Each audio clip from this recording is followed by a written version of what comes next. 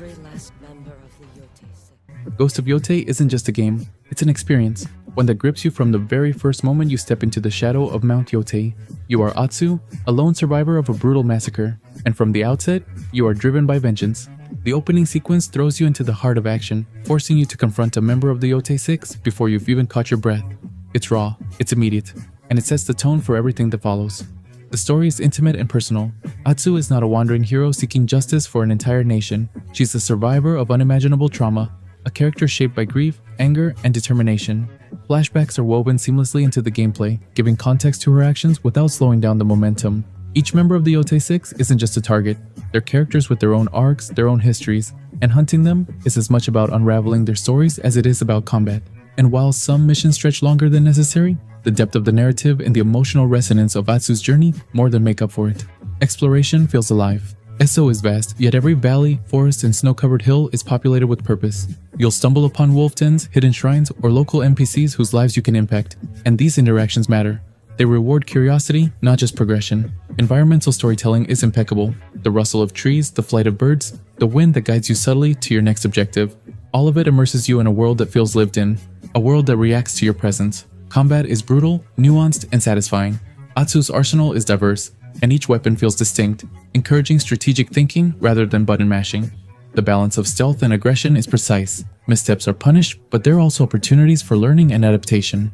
Boss encounters, especially against the Yote Six, are intense tests of timing, skill, and patience. The game teaches you through experience, making victory feel earned and consequential. The audio-visual presentation is extraordinary. Every blade clash, every whisper of wind, and every note of the shamisen contributes to a fully immersive sensory experience. Visuals are breathtaking, with dynamic weather and lighting that highlight the natural beauty and harshness of Izo. Subtle animations from the sway of foliage to the reflection of sunlight on snow make the world feel tangible. And the music, often haunting, sometimes invigorating, heightens every emotional beat, pulling you deeper into Atsu's journey. Ghost of Yote is not without minor flaws. Certain pacing issues appear in the middle acts, and the sheer scale occasionally stretches believability. But these are fleeting distractions in an otherwise masterful game. Every mechanic, every story beat, every moment of exploration works in harmony to create something that is more than the sum of its parts. This is a game for those who cherish immersion, narrative depth, and combat that demands attention. It's for players who want a world that feels alive and responsive, and for those who enjoy uncovering stories through exploration and engagement rather than just following markers on a map.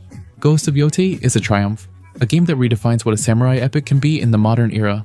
That is why for me it is a 9.5 out of 10 and has a good chance of being this year's Game of the Year. Imagine a world that feels both comforting and unsettling at the same time. A world where the gentle brushstrokes of hand-drawn animation invite you in, yet shadows linger in corners, and every creaking floorboard carries the weight of something unseen.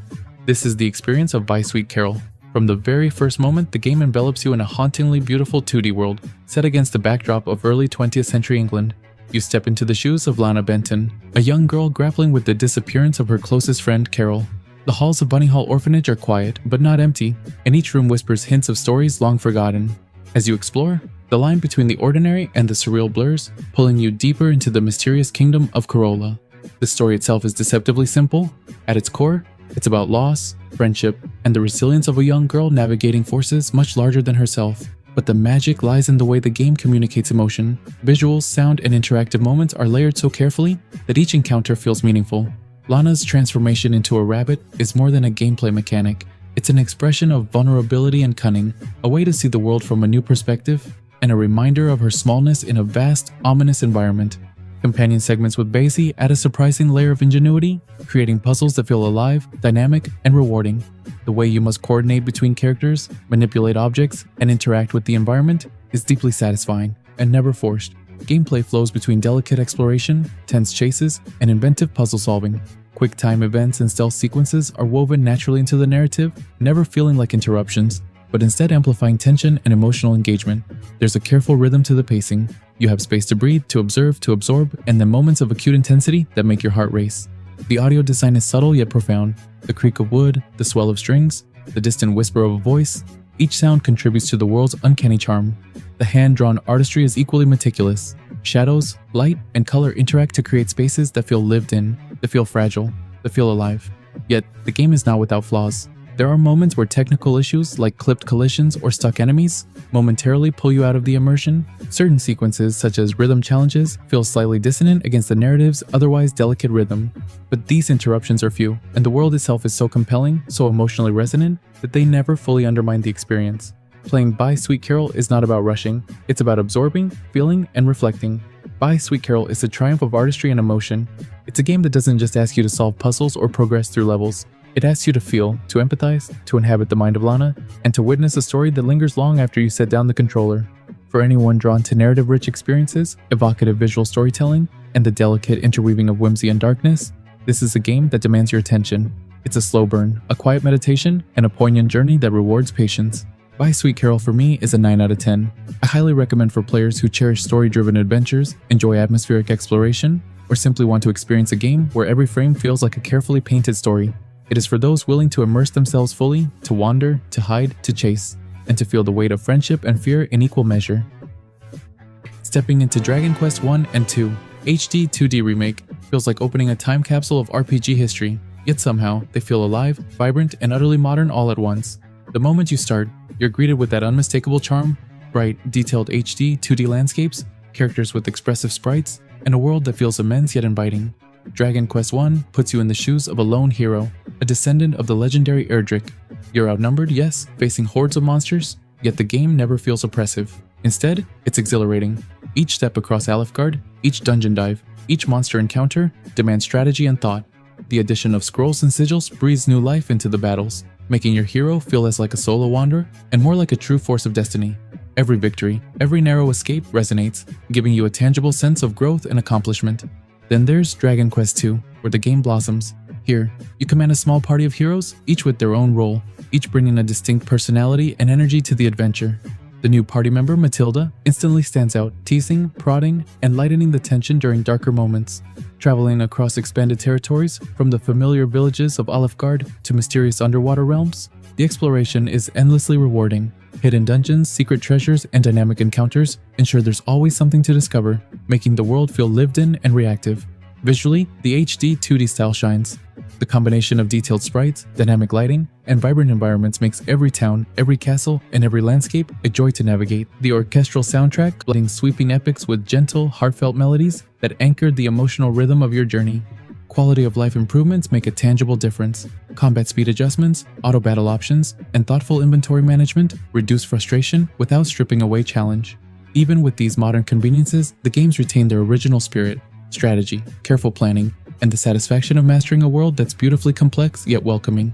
The pacing, while occasionally reminding you of its classic roots, never feels cumbersome, and the narrative additions, especially the deeper interactions between characters, make each quest feel meaningful. Dragon Quest HD 2D Remake is more than a nostalgia trip. It's a masterclass in remaking classics with care, depth, and heart. It balances old and new, challenge and accessibility, intimacy and grandeur, creating a magical experience that will resonate with longtime fans and newcomers alike. The games are immersive, strategic, and emotionally satisfying. For anyone who loves JRPGs, rich storytelling, and worlds that reward curiosity, this is an unmissable adventure. For me, Dragon Quest HD 2D Remake is a 9 out of 10. The Outer Worlds 2 is a sprawling space adventure that slowly draws you in, teasing the kind of RPG depth you might not notice at first glance. From the moment you step onto your first planet, the game whispers possibilities, offering choices that ripple out across dialogue, combat, and exploration. You begin as a customizable member of the Earth Directorate, with a background, traits, and skills that shape not only who you are, but how the world reacts to you. This isn't just window dressing, it's the core of your experience, and it quickly becomes clear that the journey you craft is uniquely yours. The mid-game is where the game's ambition truly takes flight. Conversations feel alive, filled with branching paths and consequences that echo long after the dialogue ends. Your companions aren't just sidekicks, they are active participants with personalities that clash, evolve, and respond to your choices. The interplay between character builds, flaws, and perks creates a deeply satisfying feedback loop, allowing even stealthy or pacifist approaches to feel rewarding and powerful. Combat is solid, with firearms and melee weapons offering enough variety to keep encounters fresh, though some moments feel uneven in difficulty. Certain enemies hit hard enough to force tactical thinking, while others pose minimal challenge, creating an occasionally jarring rhythm to skirmishes. Exploration feels meaningful. Every world has purpose and personality, with secret paths, collectibles, and environmental storytelling encouraging curiosity. Side quests often reveal the human dramas of Arcadia, letting you invest emotionally in a colony beset by corporate greed and bureaucratic absurdity. Dialogue, choice, and mechanical systems interweave seamlessly, giving your decisions tangible weight. Yet, the narrative occasionally falters under caricatured villains and predictable conflicts, which slightly undercuts the game's otherwise clever satire. Technical execution is largely smooth. The game runs well on consoles and PC, though minor bugs crop up, particularly with stealth AI and companion positioning. These moments are frustrating, but never game-breaking. The visual presentation is vibrant and detailed, and the sound design, though sporadic in musical variety, supports the game's humor and atmosphere effectively. The Outer Worlds 2 isn't perfect, but it's a compelling evolution of its predecessor.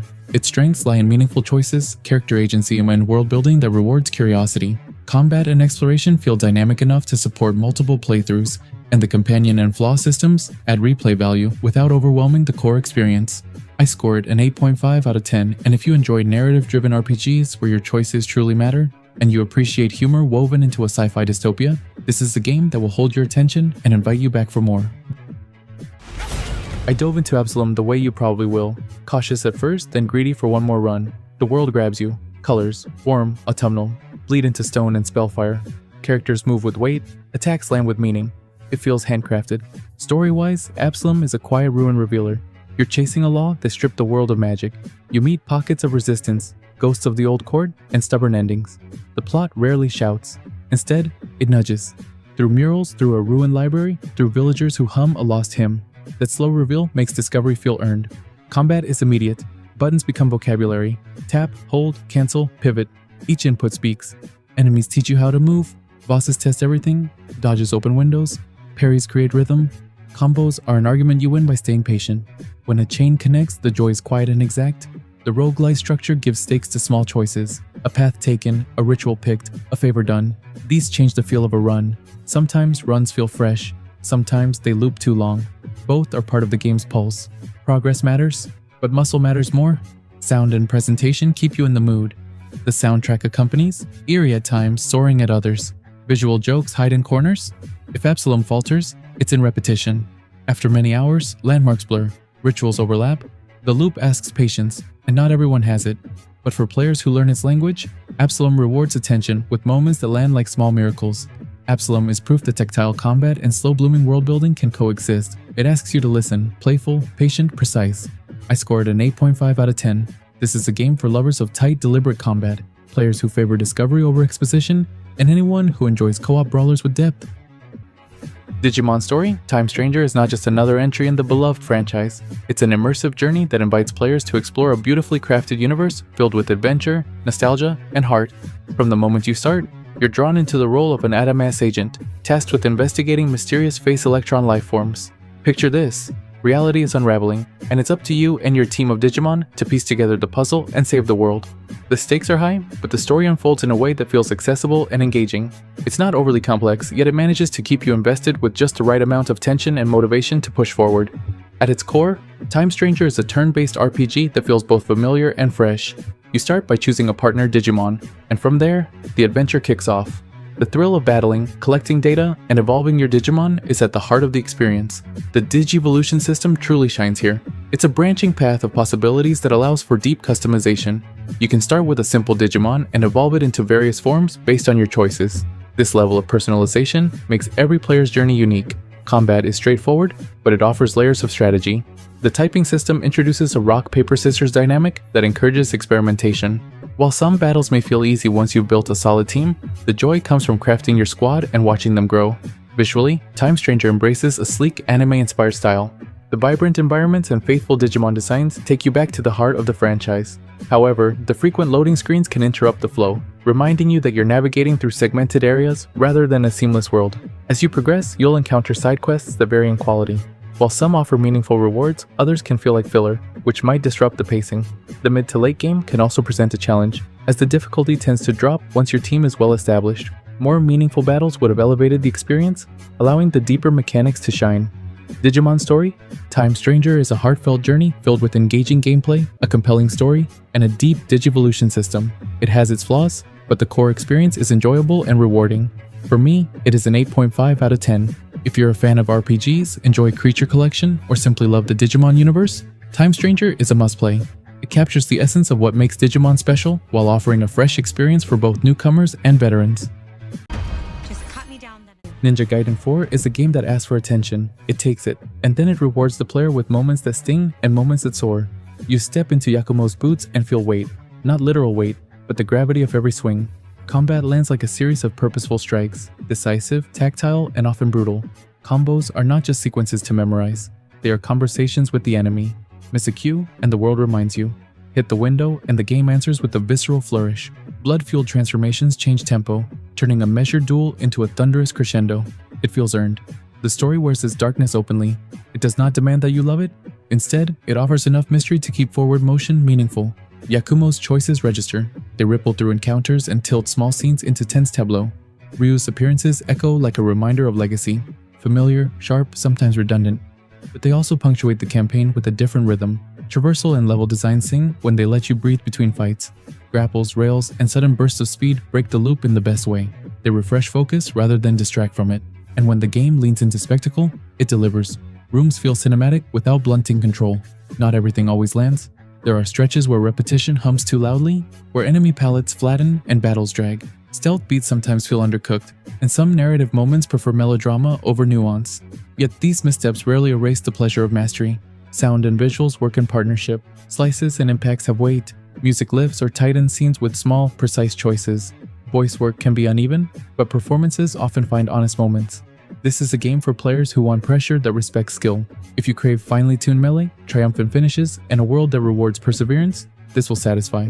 If you prefer broad exploration or a story that carries you by the hand, you may feel the edges. For me, it is an 8.5 out of 10, and I can recommend it to action purists, players who love learning systems, and anyone who enjoys high-intensity combat that rewards patience and daring.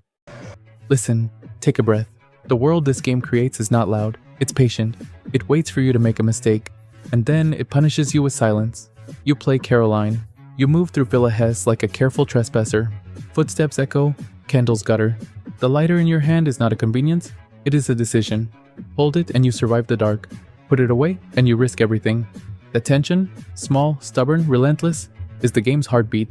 Movement feels deliberate, not because the game is lazy, but because it asks you to be deliberate too. Turning, aiming, retreating, every input carries weight. You will bump corners, you will misjudge distances, you will learn, the hard way, the shape of each room. Combat is not a dance, it's an argument. You have tools that feel improvised, a nail gun, a hammer, weapons that complain when you fire them. Ammunition is a promise you rarely keep. Engaging an enemy is a choice you measure in breaths. Sometimes you fight, often you run. Both options are honest. Puzzles are the other kind of muscle the game asks you to use. They are tactile.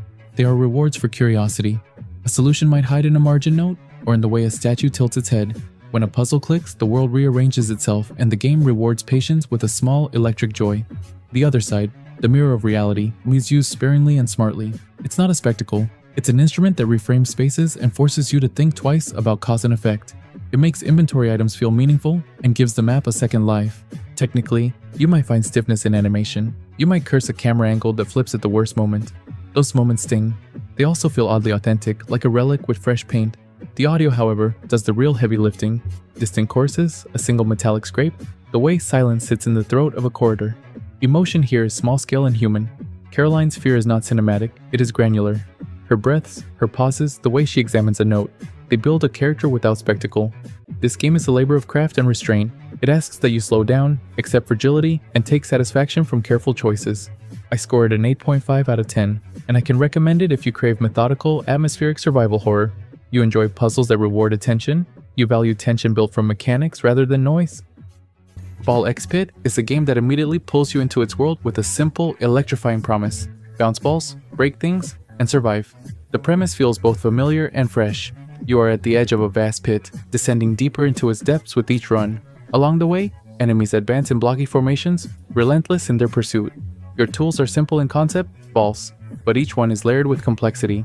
There's a satisfying way to launching them, watching them ricochet, seeing strategy unfold in real time across the screen. And when an enemy finally explodes under your barrage, it feels earned, visceral, thrilling.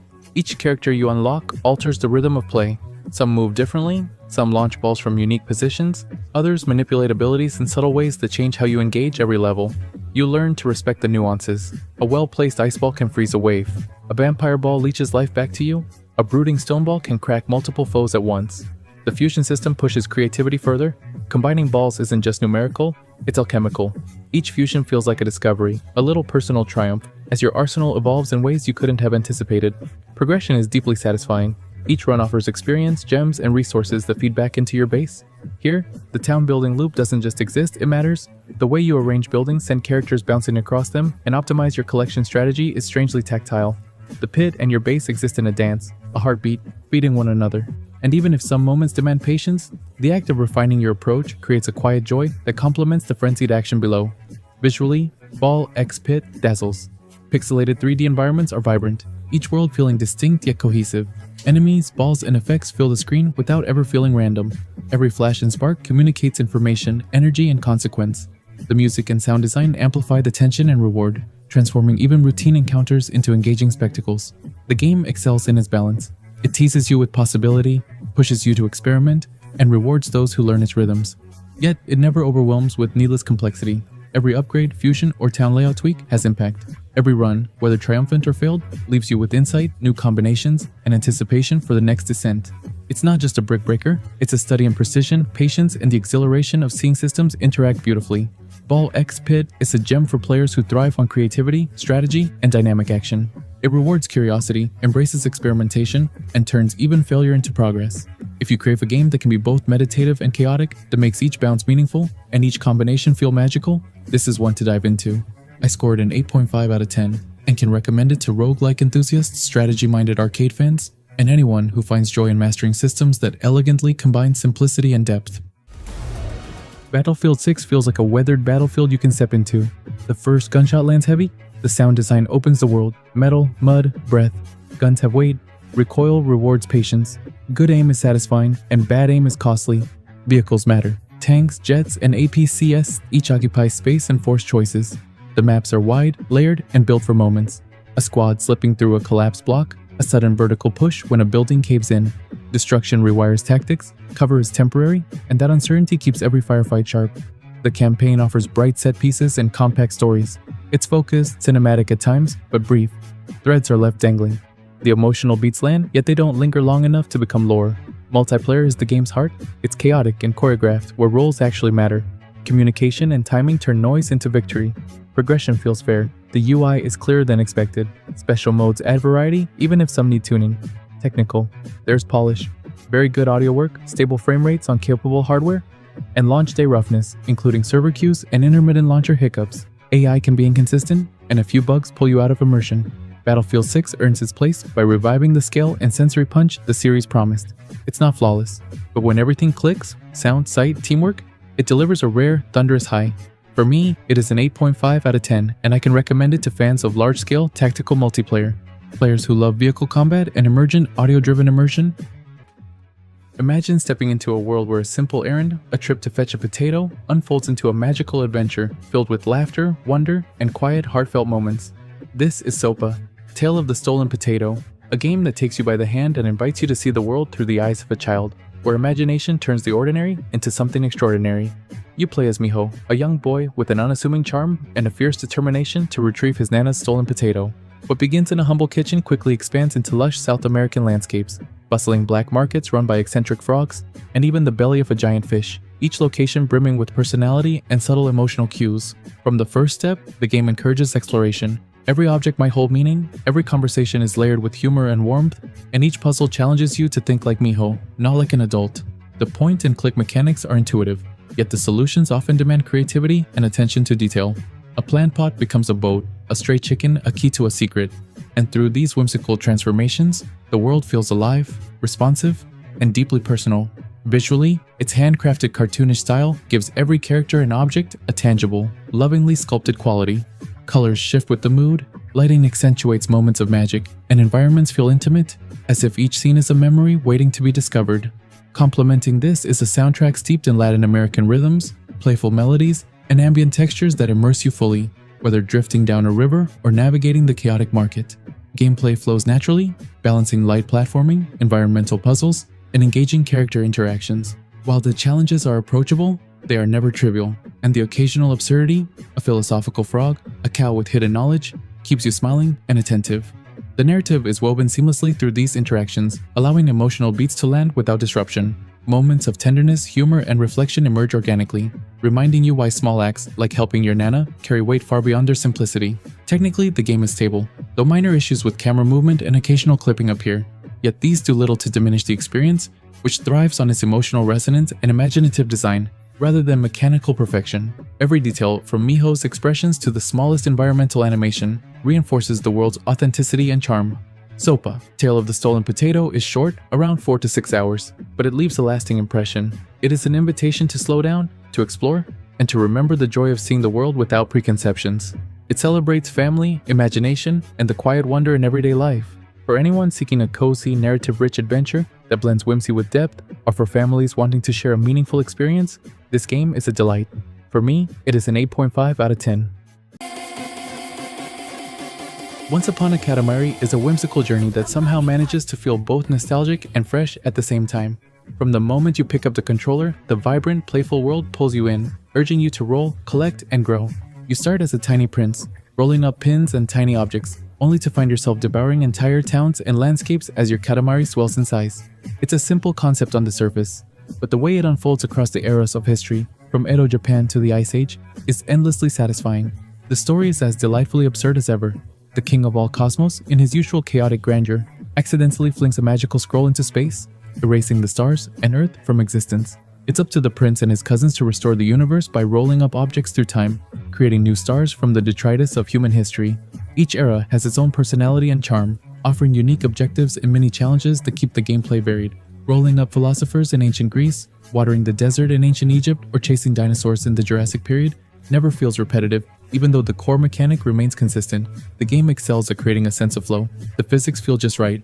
The Katamari rolls smoothly, with satisfying collisions and a tangible weight that grows with your collection. The power-ups are a welcome addition, introducing subtle strategy without breaking the rhythm. Magnets that pull in objects, clocks that pause time, and rockets for bursts of speed are all carefully balanced, making each level feel dynamic and engaging. Visually, the game is charmingly blocky yet crisp. Every item has personality, every environment is carefully constructed, and the humor woven into every scene, from wandering animals in Sparta to cows warming themselves at campfires, creates a world that is alive and unpredictable.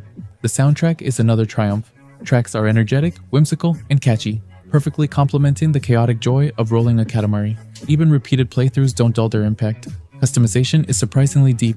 You can switch between cousins, tweak colors, equip accessories, and even create your own characters. Finding hidden presents and crowns adds replayability, rewarding curiosity and exploration. It makes the world feel personal, allowing you to leave your mark on the game's zany universe. There are small flaws, some levels feel cramped, and camera angles occasionally struggle with tight spaces. Katamari Ball multiplayer is fun but not essential. Load times occasionally interrupt the flow, though they rarely detract from the overall experience.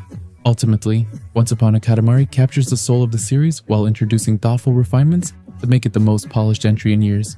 It's a game that can make you laugh, relax, and marvel at the absurdity of rolling up entire civilizations. For me, it is an 8.5 out of 10. I recommend it to anyone who loves quirky, imaginative games with a strong sense of joy and discovery, as well as newcomers looking for a charming introduction to the series. I sat down with Shrine's Legacy wanting to remember something. What I found instead was a world that insists you feel it. From the first breath of its opening scene, the Shadow of Aklor, the Legend of Kaylee Shrine, the Dormant Sword, the game sets a tone that moves fast and then lingers. You play as Rio and Reima. You chase 8 elemental gems. The quest is straightforward. The way it unfolds is not. Visually, the game is patient and precise. Sprites breathe, tiles whisper wind and rain, little details, birds swaying grass, bosses that beg to be smashed, make exploration richer than a simple checklist. The score is a companion, bright when it should be, ominous when it must be. It lifts scenes without shouting over them. The story asks for more than skill. It asks for choices that bruise and bonds that matter. Save townsfolk, learn their jokes, hold their losses. The narrative moves fast but feels deliberate. It lets moments breathe long enough to sting. Combat is direct. Sword swings are immediate. Magic lands with theatrical flourish. Elemental spells reshape the map as much as they shape fights. Freeze a river, burn a wall, light a path. That design choice turns exploration into a conversation with the world. Puzzles are woven into this language, mirrors that redirect light, switches that demand timing, rooms that reward curiosity. Co-op elevates the experience, playing side-by-side shifts encounters from solo choreography to shared improvisation. One player draws fire, the other threads a spell. The game actually designs for two. That decision is felt in dungeons, in puzzles, and in a dozen small moments that spark laughter. The jewel system is clever: 32 gems, meaningful effects, and choices that change playstyle. The one friction point is the equip ritual, only at save points, which interrupts flow. Movement in combat sometimes feels constrained, dodge is gated behind progression, and the delay makes some fights grind where they should glide. Occasional technical hiccups stray across the map. These are real, but they are small compared to the whole. Shrine's legacy is a living, breathing homage that stands on its own terms. It forgives a few rough edges because its heart is wide open. I score it an 8.5 out of 10, and I recommend it to players who love tactile exploration, two-player co-op adventures, thoughtful puzzle design, and evocative soundtracks. Caution for those who demand Twitch-perfect combat from moment one, or who dislike manual save systems. Imagine stepping into the shoes of a superhero, not to save the city from intergalactic threats, but to manage a team of eccentric, reformed villains navigating the mundane, chaotic rhythm of daily life. That's the premise of Dispatch, an episodic narrative adventure that merges interactive storytelling with a light strategic layer. From the first scene, the game pulls you in with its fluid animation, expressive characters, and a sense of humor that never undermines the stakes. You play as Robert Robertson, a fallen hero with a mech suit past, now tasked with coordinating the Z Team, a group of misfit heroes trying to find their footing while responding to emergencies around the city. The moment you begin, there's a tangible weight to the world. Robertson's struggle to reclaim his identity, his financial woes, and the lingering guilt of a hero pastel drip through every line of dialogue and frame of animation. Aaron Paul's portrayal is subtle but effective, conveying fatigue, charm, and quiet humor, grounding the absurdity of the superhero workplace in a relatable human core. Dialogue choices are immediate, timed, and impactful in small ways, nudging the story in directions that reward replay, encouraging experimentation, and giving you the sense that every decision, no matter how fleeting, resonates with the characters themselves. The dispatch system, simple at first, gradually reveals layers of strategy, deciding who to send where, balancing abilities with mission requirements, and juggling cooldowns and stats gives a constant sense of tension and responsibility. It's never punishing, but it keeps you invested. The world of Dispatch feels alive, from the bustling streets to the cluttered office, each space animated with care and infused with personality. Quick-time events and mini-games punctuate the narrative, subtle yet engaging, never overpowering the story. Music and sound design add warmth, atmosphere, and a playful edge, enhancing both the comedic beats and moments of quiet introspection. Replayability is baked in. The branching narrative, the consequences of choices, and the interplay between strategy and story mean that no two experiences feel identical. Yet, despite its polish, Dispatch also feels intimate, like a living comic or animated series you're invited to shape. The first episode can feel short, choices occasionally subtle, but these moments serve as invitations to immerse yourself, to explore, and to return week after week.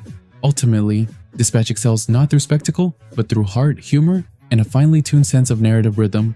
It's a game for those who love character-driven stories, for those who delight in strategy woven seamlessly into storytelling, and for anyone curious about what a superhero's off-duty life might truly look like.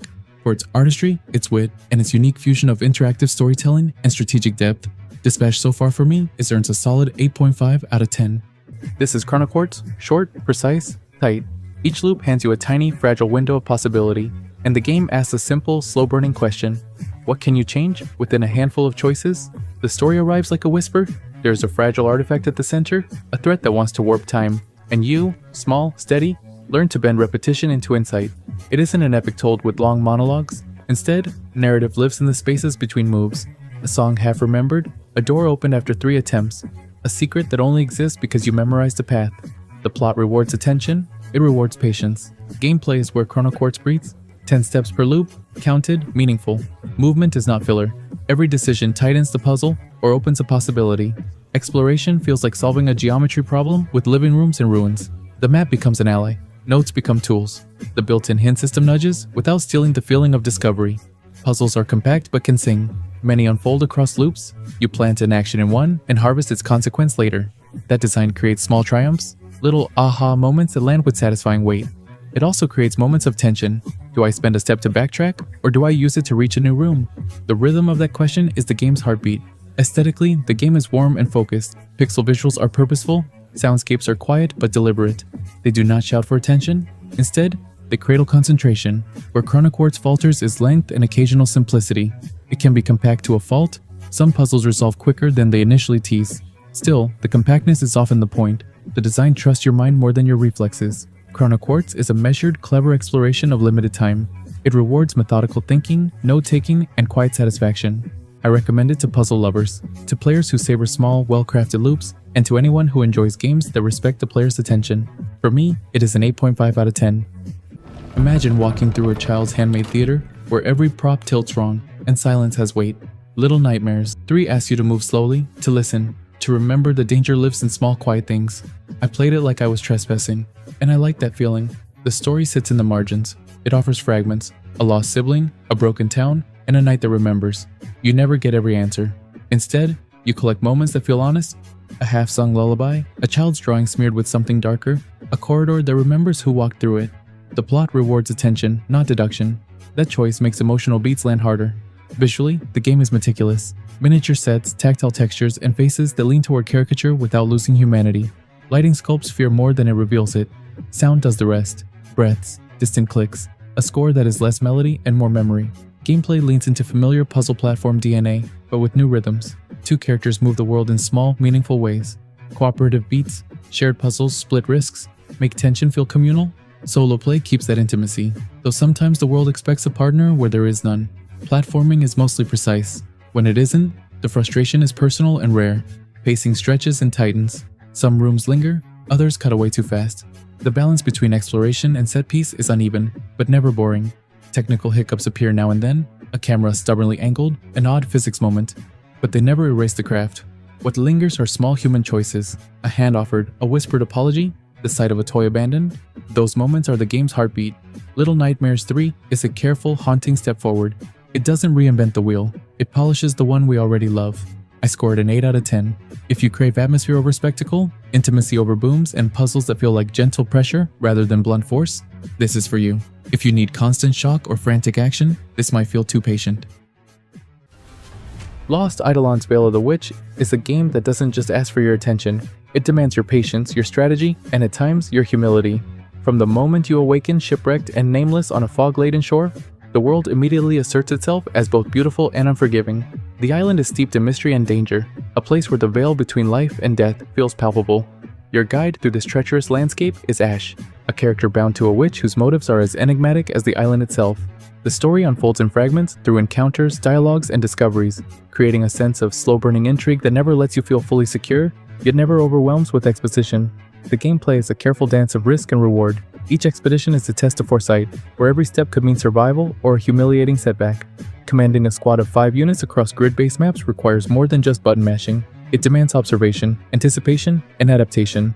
The units feel alive, each with their own strengths, weaknesses, and evolving abilities.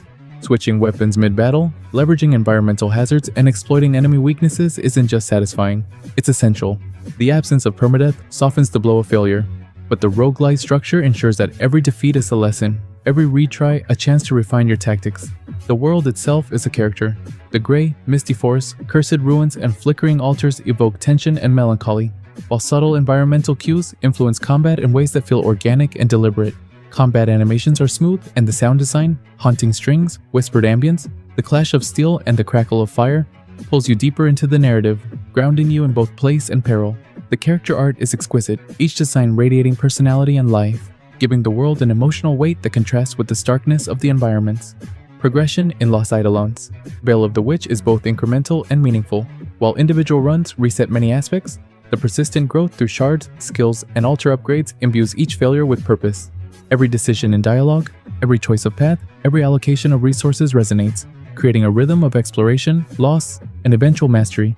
There are moments of repetition, particularly in map design and encounters, but they serve as a canvas for strategy, inviting creativity and rewarding ingenuity. Veil of the Witch delivers a tactile and cerebral experience.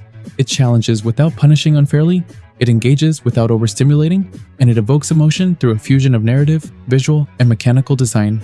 This is a game for players who savor methodical thinking, who enjoy unraveling mysteries piece by piece, and who relish tactical triumphs earned through skill and patience. It's a journey that demands attention and rewards perseverance. For those willing to embrace its intricacies, Lost Eidolons. Veil of the Witch offers hours of strategic depth and atmospheric storytelling. It is immersive, deliberate, and deeply satisfying. For anyone drawn to roguelite strategy RPGs with rich worlds and meaningful choices, this game is an essential experience. I give Lost Eidolons, Veil of the Witch, an 8 out of 10. I walked into Castle of Heart retold expecting a facelift. What I left with was a heartbeat, slow, stubborn, and insistently musical. You are Svaran. Mira is taken. An evil sorcerer has turned you to stone. A trinket keeps you breathing, but only just. Your life ebbs like a metronome. Hit enemies, collect hearts, stay in time. Fail, and the world notices. You lose an arm, then another, then everything that makes you human. That curse is not a gimmick. It is a rhythm. It teaches you to think of combat as tempo, not just damage. You learn to string swings into breath, to treat checkpoints as palate cleansers, to weigh each plunge and each linger. The consequence design is elegant. Losing a limb changes your toolkit, and suddenly the level you mastered becomes unfamiliar again. The choice between aggression and preservation keeps the game honest. Retold is kinder to motion than its older self. Movement snaps with cleaner intent. Attacks interrupt enemies. A stray shuffle has been excised. These are tiny edits on paper. In play, they matter. Timing feels meaningful. Encounters stop being endurance tests and start feeling like conversations. Visually, the world has been rebuilt. 4 Slavic-inspired landscapes unfurl with richer lighting and crisper models. Cutscenes have been remade, dialogue has been rewritten, the soundtrack is reworked to be less intrusive and more atmospheric. The package reads as caretaken. There are still rough edges. Platforming occasionally asks for pixel-perfect patience rather than improvisational grace. Some sequences halt momentum instead of amplifying it. The core combat, while refined, will remain straightforward. Depth arrives from constraints, not complexity. In the end, Castle of Heart, Retold is a study in tempering. It takes a blunt original and teaches a rhythm. It is not a revolution. It is a refinement that rewards readers of tempo and players who savor deliberate pacing. For me, T is a 7.5 out of 10. Pick this up if you value methodical action, if you like risk that reshapes tools, if you enjoy myth-flavored atmospheres, and a modest price. Skip it if you want acrobatic polish or relentless variety. Keeper is unlike anything else you'll play this year. From the very first moment you awaken as a sentient lighthouse, growing spindly legs and discovering the world around you, there's a sense of wonder that lingers with every step. The world is vibrant, painterly, and unapologetically surreal. A place where colors, shapes, and creatures collide into a vision that feels handcrafted and alive. You aren't just moving across landscapes, you're engaging with them. Your light is more than illumination. It's a tool, a guide, and a subtle companion that breathes life into the surroundings. Twig, your bird ally, adds a layer of interaction and companionship, moving levers, carrying items, and bridging gaps that your lighthouse form cannot. Puzzles are straightforward, yet they flow seamlessly into exploration and narrative, often leaving you reflecting on your surroundings as much as your objectives. The first half of Keeper is contemplative, quiet, almost meditative. It asks very little of you beyond moving forward, observing, and occasionally interacting. Some may find this slow, even repetitive. The linearity and fixed camera can occasionally make navigation feel constrained, and puzzles rarely demand more than attention and timing. Yet this calm is purposeful, a deliberate pacing that primes you for the game's later moments. And later, Keeper evolves. Environments shift, mechanics layer upon one another, and a quiet confidence emerges in the way the world bends, reshapes, and surprises you. By the final acts, moments of pure, unexpected delight appear. Stretches of movement across land, sky, and water that feel almost magical, where the lighthouse becomes something greater than the sum of its parts. These sequences are imaginative, playful, and fully realized, rewarding patience and curiosity. Visually, Keeper is consistently breathtaking. Each biome feels alive, whether it's forests pulsing with alien flora, villages of tiny robotic creatures, or vast open skies. The fixed camera mostly serves the cinematic intent, though at times it can obscure key points of interest, nudging the player to experiment with perspective. The sound design complements the visuals subtly, atmospheric, and immersive, though it rarely hits the same heights as the world you're navigating. Keeper isn't perfect. Its early moments can feel too slow, and the lack of camera control or challenge may frustrate some players. Yet, its emotional resonance, charm, and sheer creativity carry it through. There's joy in its simplicity, a meditative quality that invites reflection, and a payoff in its later stages that leaves you with a sense of accomplishment and awe. Keeper is a rewarding journey, one that blends curiosity, whimsy, and wonder. It's a game for those willing to embrace patience, to savor each discovery, and to appreciate a world that speaks more through its design than any dialogue ever could. For fans of atmospheric, thoughtful adventure games with puzzles that feel natural rather than forced, I scored an 8 out of 10. I remember the first time I stepped into Rizmexia, an immediate sense of place, a world that breathes as you walk through it.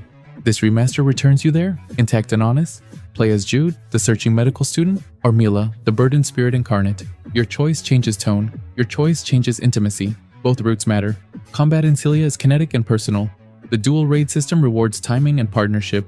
It asks you to pay attention to rhythm, not only to numbers. Linked artists land with satisfying weight, and the best fights feel like two dancers improvising under pressure. Yet, that same system can feel stubborn. Bosses interrupt combos, and melee can be punished for daring. It's frustrating at times. It is also often beautiful. Narrative beats land unevenly, not because the story lacks heart, but because it sometimes trusts you to fill the spaces. It rewards patience. It rewards return visits. The characters are written with small human truths. They argue, they fail, they learn. Mila and Jude are not archetypes to be checked off a list. They are companions you'll regard differently by the final chapter. This remaster dresses Zelia in clearer light. Environment's population, faces hold expression, animations breathe longer. Menus, however, can lag. A small friction that nags at otherwise fluid pacing. Quality of life changes are thoughtful. Early grade access, autosave, encounter toggles. Choices that respect both newcomers and collectors of difficulty. If you love systems that emphasize cooperation and moments that let you pause and feel, this will speak directly to you. If you want flawless mechanical polish, you may find yourself wishing for one deeper pass. Zelia Remastered is a faithful, warm revival that keeps its flaws and keeps its soul. I scored an 8.0 out of 10, and I recommend it to fans of narrative-driven action JRPGs and to players who enjoy tactical, team-based real-time combat. Pokemon Legends ZA is a game that immediately pulls you into a living, breathing city that feels like a character in its own right. Lumayo City is expansive, intricate, and alive. Its rooftops, cafes, and neon-lit streets inviting you to explore in ways that previous Pokemon games rarely dared. You can wander, climb, and leap through the urban landscape, discovering hidden zones and secret areas. And the thrill of stumbling upon a rare Pokemon or a secret challenge never feels contrived. The heart of ZA, however, beats in its combat. For the first time, Pokemon battles are fully real-time, dynamic encounters that demand both reflex and strategy. Every attack, dodge, and maneuver requires attention. Every choice carries weight. Watching a Hyper Beam soar across the street or orchestrating a combo while avoiding a rogue Mega Evolution's rampage is exhilarating, tense, and endlessly engaging. The rhythm of battle feels alive, a living choreography where your Pokemon respond instantly to your commands, and the chaos never descends into frustration. It dances on the knife's edge between challenge and triumph. Nightfall transforms Lumiose City into the stage for the ZA Royale, a sprawling tournament where trainers clash in streets and alleys under neon glows. Here, the game shines, blending stealth, strategy, and spectacle. Sneaking around, timing attacks, and balancing risk against reward makes each encounter memorable. Bonus objectives provide subtle layers of depth, encouraging experimentation without ever feeling like chores. Exploration intertwines seamlessly with combat. While zones are small, self-contained biomes that reward curiosity with Pokemon encounters and environmental puzzles. Traversing the city on foot might seem restrictive at first, but the verticality and dense, interactive design of the urban landscape make every journey feel purposeful. Hidden collectibles, research quests, and rooftop parkour create a cadence of discovery that complements the intensity of the battle system. Graphically, ZA is polished but restrained, favoring clarity over flash. Pokemon animations are expressive, the city vibrates with life, and even minor NPC interactions feel deliberate. Sound design is equally precise. The clatter of footsteps, the roar of a Mega Evolved Pokemon, the hum of streetlights, all contribute to immersion. Silence in cutscenes might feel odd initially, yet it allows the player's imagination to fill the narrative spaces, crafting a more personal experience. Pokemon Legends ZA is not perfect. Some interior spaces could be more varied, and the focus on combat may alienate collectors. Yet, the game's ambition, emotional resonance, and mastery of tension and release create a world that feels both lived in and urgent. It's a Pokemon game that understands what makes the franchise beloved, while daring to redefine the experience. For those who thrive on action, strategic thinking, and the thrill of urban exploration, ZA is a revelation. It rewards patience, experimentation, and engagement, crafting an adventure that lingers long after the console is turned off. This is Pokemon, reimagined but deeply familiar. A series cornerstone elevated by daring design and heartfelt execution. For me, it is an 8 out of 10. Imagine a world where the frontier is wide, wild, and broken, and where the only way to carve out a life is by piloting a towering mech through dust, debris, and danger. That world is Bounty Star, and you step into it as Clementine McKinney, a woman burdened by loss and shaped by hardship. The story doesn't rush you. It invites you to sit with Clem as she buries the past, tends a small homestead, and gradually finds her footing as a bounty hunter. Each journal entry, each quiet moment on the farm, whispers a sense of solitude and reflection that feels deeply human. You sense the weight of her scars, both physical and emotional, and you feel it in the way she approaches her raptor, her weapons, and the desert itself. Combat in Bounty Star is precise, deliberate, and surprisingly satisfying. Your mech, a raptor, moves with a sense of weight and presence that is rare in modern mech games. Swapping between melee and ranged attacks feels natural, and the rhythm of dashes, trick attacks, and loadout swaps keeps each encounter engaging. Heat management and time of day effects layer in a subtle strategy, forcing you to consider when to strike, when to pause, and how to balance aggression with control. Enemies demand adaptation, but the system rarely feels punishing. Instead, it rewards attention, experimentation, and timing. Beyond the combat, the world itself is a character. The desert stretches endlessly, its barren beauty punctuated by phosphorescent flora that glows in the night, painting the land in surreal purples and blues. Returning to your homestead offers a change of pace. Crops need watering, chickens demand attention, and your raptor needs maintenance.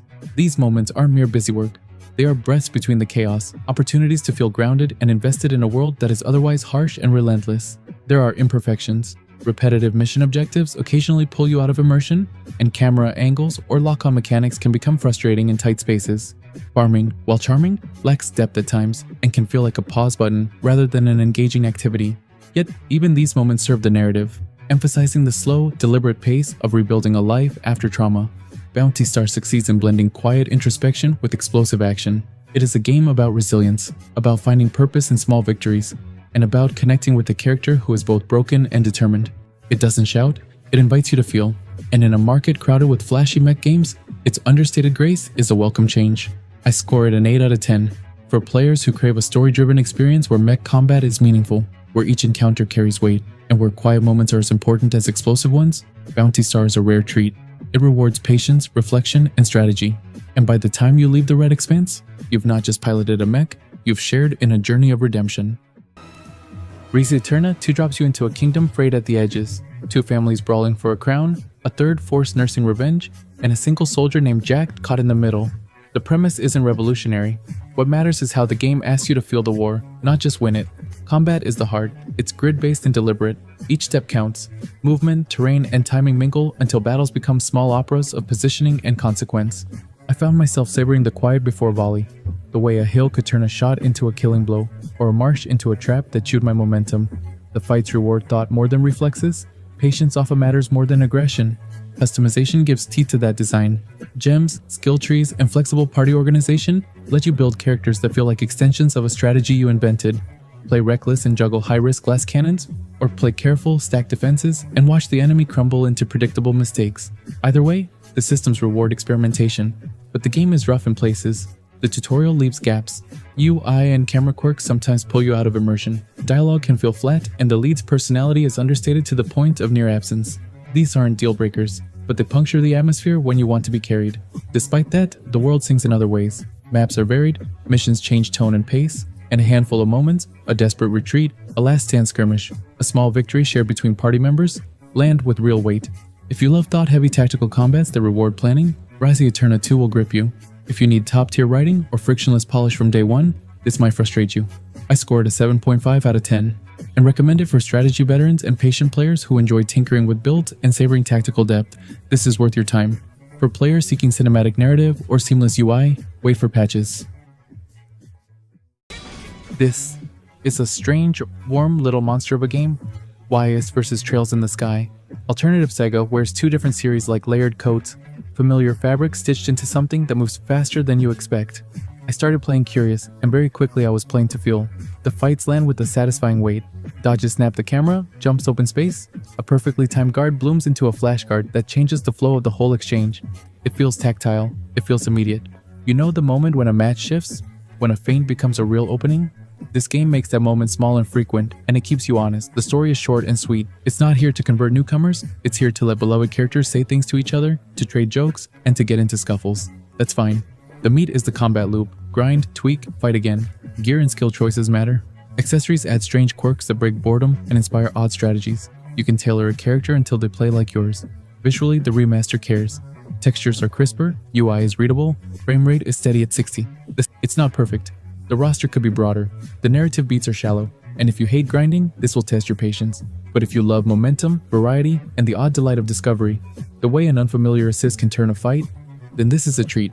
I scored an 8 out of 10 and recommend it to players who love action RPG combat systems, welcome devotees who crave callbacks, and groups of friends who enjoy messy, tunable arena brawls. If you want deep competitive balance or a novel-length story, look elsewhere. Plants vs. Zombies. Replanted brings back the whimsical tower defense gameplay we loved with updated visuals and new features, but it doesn't completely reinvent the wheel. From the first sunflower you plant, there's a familiar rhythm to the chaos. Waves of zombies advance, and each plant placement carries weight. The pacing is satisfying, and moments of tension and triumph keep you engaged even if the surprises feel a little predictable. The story is subtle, unfolding through quirky character interactions and the changing backyards, Crazy Dave's humor remains, and the progression through day, night, pool, fog, and rooftop levels keeps things varied. Minigames and extra modes provide additional challenge, though they sometimes feel more like side distractions than essential additions. You'll find joy in anticipating zombie patterns and reacting strategically, though the core gameplay largely mirrors the original. Visually, the game looks bright and inviting. The HD upgrade refreshes plants, zombies, and environments, though a few textures feel stretched or less refined than others. The sound design is charming, with familiar cues and playful music, but the music tempo can shift awkwardly if you speed up gameplay, which may slightly disrupt the experience. Controls on modern platforms are generally intuitive, and the Switch 2 version offers flexible input options including touch, controller, and mouse. Co-op and competitive modes are fun additions, but occasional minor glitches and UI quirks remind you that this is still fundamentally a faithful remake rather than a full reimagining. Plants vs. Zombies. Replanted delivers a solid, enjoyable experience. It successfully preserves the humor, strategy, and charm of the original, with a few new conveniences and visual upgrades. While it has minor flaws and doesn't push the series into new territory, it's still a garden worth defending. I would recommend it for fans of the original and for players looking for light strategic fun. For me, it is an 8 out of 10.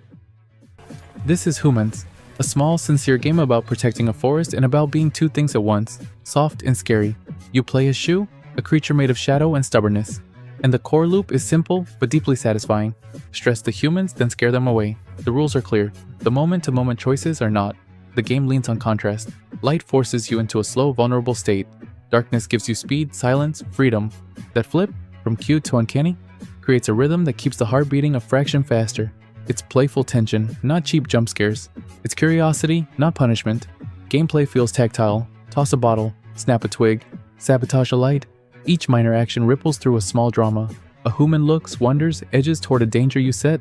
The satisfaction comes when your plan unfolds, when chaos looks accidental and perfect at once.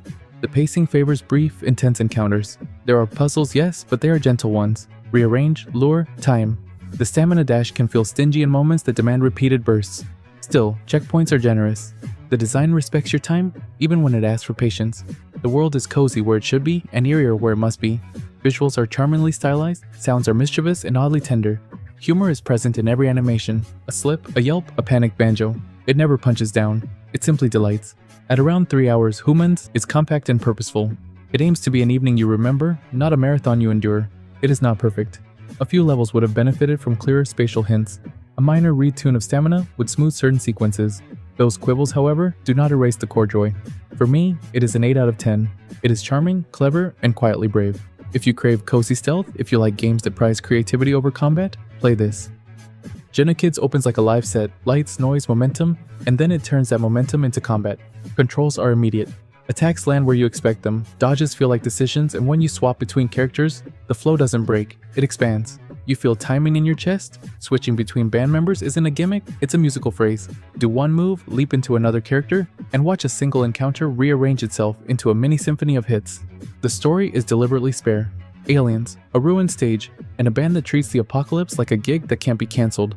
That thinness is a choice. It puts the spotlight on play, it lets animation, sound, and movement do the talking. When the game chooses to be loud, it commits. And that commitment is contagious. Visually, Jenna Kids favors clear silhouettes and kinetic flair. Attacks have weight, explosions read well. The camera generally knows where you should be looking. The soundtrack gives the combat momentum. Guitars and synths that make combos feel like solos. Voice performances match the energy. They sell personality without stealing the scene from the gameplay. Flaws exist. The demo's Act 1 runs short. Some cutscenes feel static next to the in-game liveliness. A handful of enemy designs are placeholders rather than stars. But those frictions sit beside a core loop that snaps, rewards, and invites experimentation. If you hunger for character action, for a game that celebrates doing cool things stylishly, Jenna Kids is already doing the work. It's not a reinvention, it's a refinement. It's a loud, confident promise that the best part of a fight can be how it feels in your hands. It is an 8 out of 10. I recommend it for players who crave high energy, skillful action, and for anyone who likes their games loud, fast, and stylish. Listen closely. This is a game that wakes you in the middle of the night and asks quietly what you used to be. You are fire, an elder vampire with a voice in your head and a city under snow. The mystery unfolds like a slow bruise. It reddens, it grows, then it blooms. The writing is intimate. It gives you room to feel small and monstrous in the same breath. Fabienne, the ghostly detective in your skull, is both balm and provocation. When he speaks, the world tilts toward noir. When you act, it tilts back toward bare, hungry power. Gameplay is tactile. Combat scratches an itch for weightier hits and ragged improvisation. You pull weapons with telekinesis, you bite to refill your blood, you chain powers until a room collapses in on itself. It is not perfect, some animations stiffen, some encounters loop, yet the rhythm of hunt, feed, and crescendo feels honest. Stealth sings when it matters. Movement thrills when it doesn't. The city's rooftops become a private highway for a predator who remembers other centuries. The systems are deliberate and pared down. You are not building a character from raw numbers. Instead, you shape a persona through choices, posture, and persistence. This makes conversations heavier. A single sharp line, delivered at the right time, can close a throat or a deal.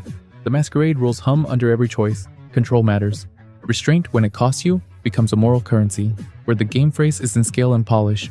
Occasional bugs and repetitive errands pull you out of the dark, yet those rough edges never fully erase the game's core. A claustrophobic, thrilling vampire tale told in the spaces between fists and whispers. It is an uneven, enthralling experience. Not immaculate, not for everyone, but for players who crave moody narratives, tactile combat, and an intimate, pulsing atmosphere. This is worth a midnight run. For me, it is a 7.5 out of 10, and I recommend for narrative-driven players, stealth action fans, and anyone drawn to dark, character-led mysteries. Spindle is one of those games that quietly sneaks up on you, with a premise that seems simple at first glance, but gradually reveals layers of depth and emotion. You start as Death, or at least the newest incarnation of Death, waking in a world where no one can die. At your side is a loyal pig, and it's not just for decoration. It actually plays a small, meaningful role in your journey. The opening is striking. A storm, a flash of light, and an immediate sense that something is very, very wrong. From that moment, you are pulled into a world that is both melancholic and strangely whimsical. The story in Spindle is both poignant and restrained. There's no high drama or overwrought dialogue, but the narrative quietly lingers. Each village, temple, and dungeon tells its own story, often through small details. A family lingering by a gravestone, a marketplace with subtle hints of decay, a shrine half flooded with time. As Death, your task is to restore balance, returning lost souls to the cycle of life. And this premise, so elegantly simple, sets the stage for a game that is more reflective than many modern titles. Gameplay feels familiar in the best possible way. The dungeons are well designed, balancing environmental puzzles with real-time combat that is accessible without ever feeling trivial. You'll push blocks, pull levers, dodge attacks, and gradually gain new abilities that open previously inaccessible areas. Each dungeon has its own rhythm and character, and while some puzzles are easier than expected, there's enough variety to keep your brain engaged. Combat is solid, but not overly complex. It rewards timing and patience, though it occasionally lacks diversity in enemy design. Exploration is a particular joy. The world of Spindle is pixel-perfect, handcrafted, and vibrant. Towns feel lived in, forests glow with subtle detail, and dungeons pulse with eerie charm. You'll find relics, hidden paths, and small side activities that encourage you to linger, to notice the little touches that make this world feel alive. The pig companion, while not constantly active, adds moments of warmth and humor, softening the game's darker undertones. Sound design and music are quietly impressive. From the creak of a distant windmill to the soft notes that accompany a melancholic village, the audio reinforces the emotional texture of each environment. The soundtrack never overwhelms, instead enhancing your sense of presence and immersion, making you feel as though the world continues even when you step away. Where Spindle falters, it's in the details that slightly break the flow.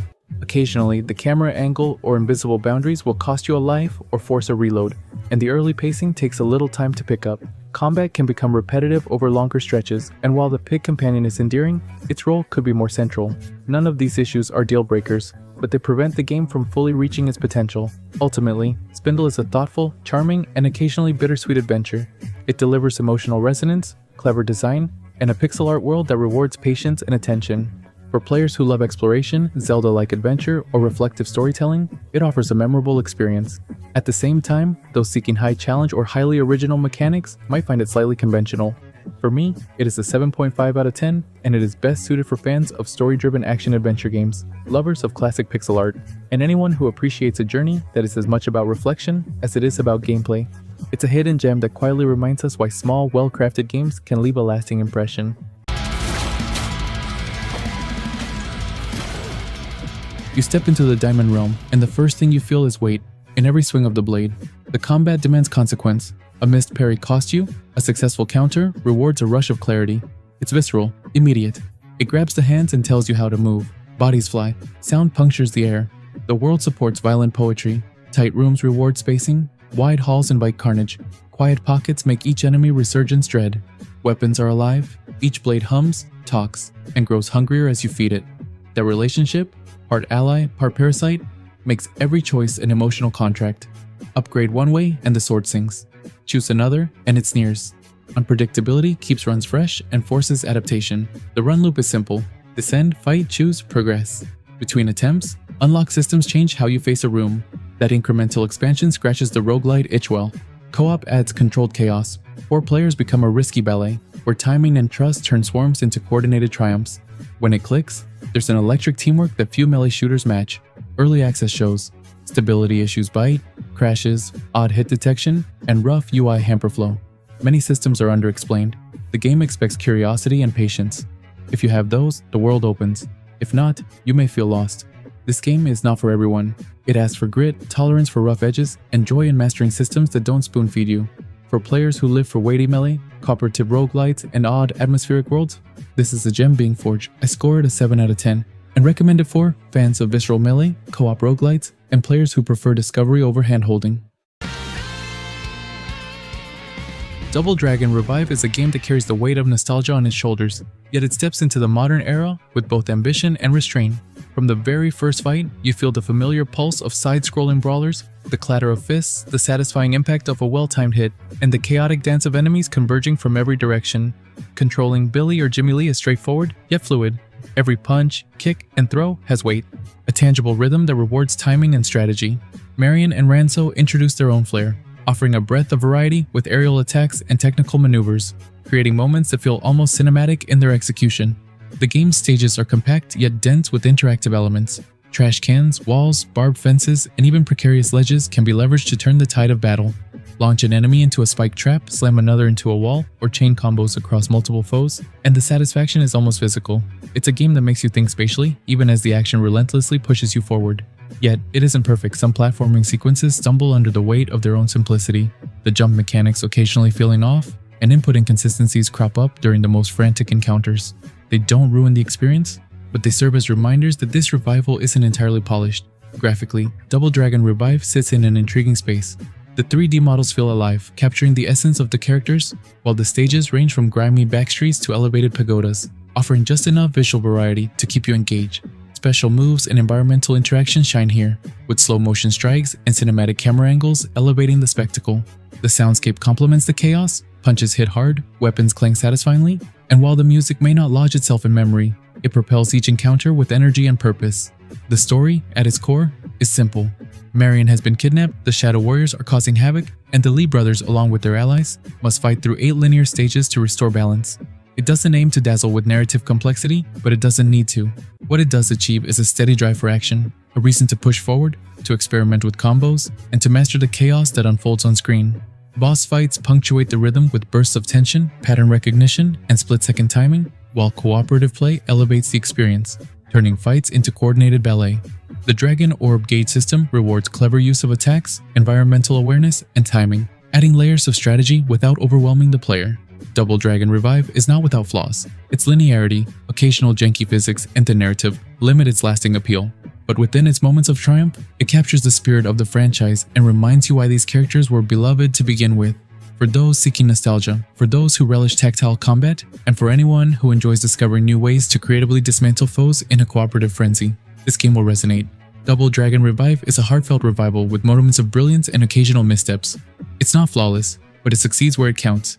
In the feel of the fight, the joy of combos, and the satisfaction of mastering its streets, I give Double Dragon Revive a 6.5 out of 10, and this is a title I can only recommend to fans of classic beat-em-ups, cooperative gamers, and anyone willing to embrace its imperfections for the sake of visceral arcade-style action.